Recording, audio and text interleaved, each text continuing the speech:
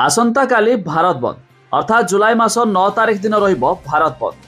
हेले এই भारत बंद काहेकि रहिछि ता छडा ए दिन कोन कोन रहिबो खोला जा हम भिडियो रे जानिबा शेष पर्यंत देखंतु आसंता काली चकाजाम करिवे 25 कोटी रु अधिक श्रमिक।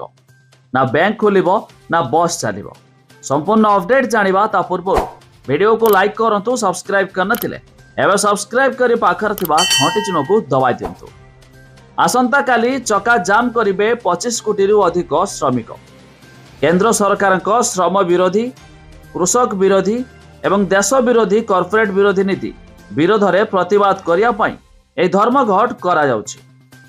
बैंकिंग, बीमा, डाक सेवा ठारू आरंभ करी कोयला खनि पर्यंत विभिन्न क्षेत्रर 25 कोटी रु अधिक कर्मचारी आसंता काली देशव्यापी धर्मघट में अंशग्रहण करिए बोली शुणा जाउछि।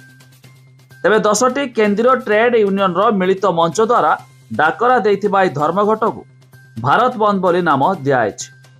केंद्र सरकार श्रम विरोधी, कृषक विरोधी एवं देश विरोधी कॉर्पोरेट नीति विरोध में प्रतिवाद करने धर्मघट करा जाउछि। तेबे विशाल कार्यपंथा प्रमुख सार्वजनिक सेवा एवं शिल्प उपरे गुरुतर प्रभाव पकाई पारे।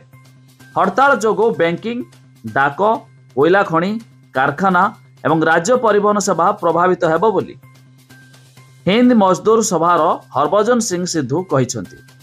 तेबे प्रतिवादर मूल कारण हेउछि गत वर्ष श्रम मंत्री मनसुख मांडविया को यूनियन गुड़िक द्वारा प्रदान करा जायथिबा 17टी दाबीर एक चार्टर यूनियन गुड़िक दाबी करिसंती जे सरकार एही दाबी गुड़िक अणदेखा करिसंती एवं गत दशंधि धरी एक वार्षिक श्रमिक सम्मेलन आयोजन करिबारे विफल होइसंती।